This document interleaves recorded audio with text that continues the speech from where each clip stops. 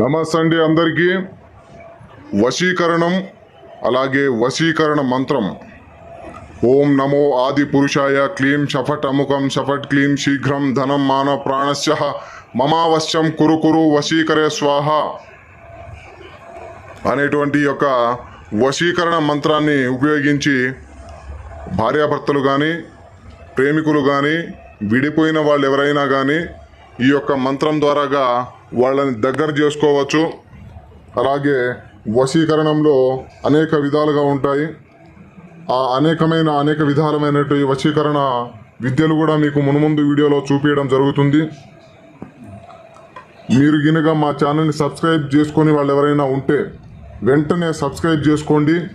అలాగే మా యొక్క ఈ వీడియోని లైక్ చేయండి, షేర్ చేయండి.